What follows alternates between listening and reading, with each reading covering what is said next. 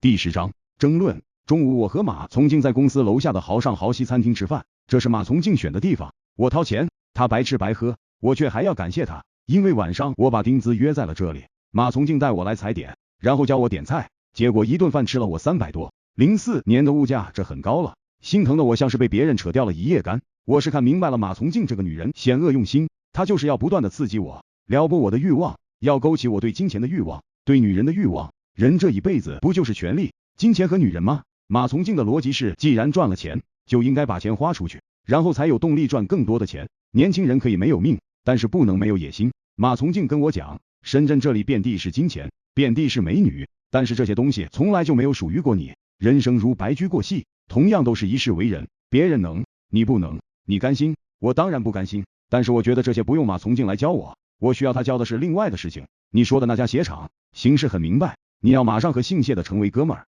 跟他喝酒泡妞打成一片，然后教他怎么对付那个二奶。对付二奶很简单，让他动不如静，针锋相对不如顺水推舟。说的简单点就是给他挖坑，让他作死，然后再回头整他。那郑小军那边怎么办？我跟他岂不是要撕破脸皮？你他妈是头猪吗？郑小军就他妈是个贱人，你看不出来吗？他被踩得越狠，你就越有机会。这种女人永远不能让他得到他想要的东西，得到了他就会翻脸不认人，只要他得不到，他就会有求于你。他会把自己的戾气和野心藏得特别的深，他会表现出极度的亲和，极度的温柔，极度的大方，甚至他可以随时随地的陪你上床。我操！我盯着马从静，觉得这个女人就尼玛是个二奶出身，要不她怎么就能把人看得这么透彻呢？看着我干什么？记住我的话，我给你的指点，300块买不到。快到下班的时候，宋果的电话来了，我才想起来宋果和我好像也有约，我接电话直接道：宋果，晚上我们不能见面，我有工作。哎，你这人怎么这样啊？约得好好的，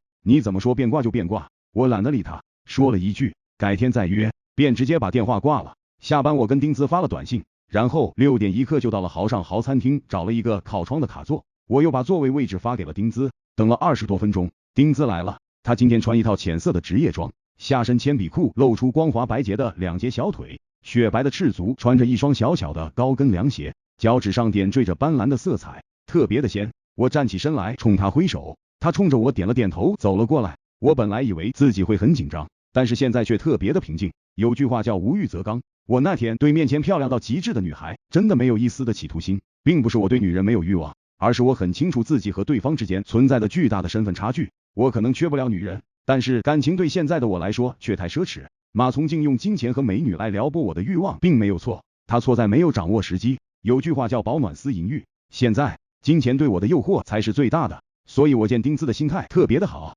丁子点餐很少，就点了一杯咖啡，然后点了1点蔬菜沙拉。我感觉他似乎有些心事，状态并不太好，所以我也没说话，安安静静的陪着他坐。靠窗口的位置很安静，但是透过玻璃看外面却是熙熙攘攘，人流如织。陈先生，您不是想跟我聊事情吗？或者采访我？丁子忽然道。我笑了一下，道：丁小姐，我感觉您想静静的坐一会儿。丁子的美目落在了我的脸上，嘴角浮现出一抹浅浅的笑，这一抹笑容如同盛开的百合花，看得我心神荡漾。我对美色2个字的认知似乎就这一下便攀升了好几个档次。苏雪娇也是美女，但是苏雪娇勾起的是我的欲望本能，那是热血冲顶、扬鞭策马的激情冲动。丁子却勾起了我的灵魂和心神，这种感觉美好的像是青春校园里的歌。我们就那样安静的坐着，坐了很久。丁子忽然又道：你上次问我怎么看美容医疗，陈先生，您怎么看美容医疗呢？我喝了一口咖啡，笑了一下，道：丁小姐，这里面可能有个偏差，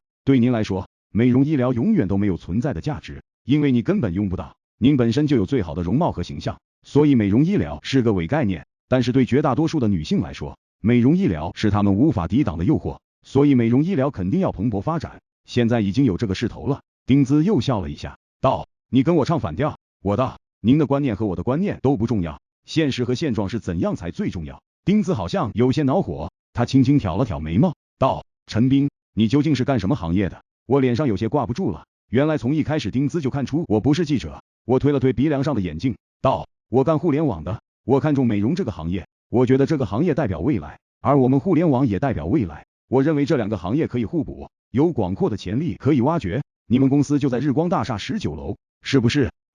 这尼玛真是大写的尴尬。丁子又道：你们卖一个叫中文域名的玩意儿，那是个什么玩意儿？谁会用中文在地址栏做网址用？我额头上开始冒汗了。丁姿绝对不是一个只有外表的花瓶，她很厉害，很犀利，我几乎就要绷不住了。如果是早几天一起吃饭，我肯定让她玩崩了。但是现在，此刻，我脑子里想到了马从敬，想到了这个魔鬼面对这种情况会怎么办。我脑子里竟然一下有了灵感，把手中的咖啡勺放下，脱口道：丁小姐，这就是我说咱们都是新行业的原因。您觉得傻帽的事情真的傻帽吗？当初 VD 问世的时候，很多人都泼冷水，其中不乏有这个行业的技术大咖和专家，他们认为 VD 是落后的技术， DVD 才是未来。但是结果 VD 畅销全国，涌现了一大批的明星公司，成就了一大批亿万富豪。现在中文域名来了，你真能笃定以后我们就不会用中文做网址？好比你现在反感美容医疗，认为美容医疗没有前途，但是现实是美容医疗就是蓬勃发展，未来还要井喷式发展。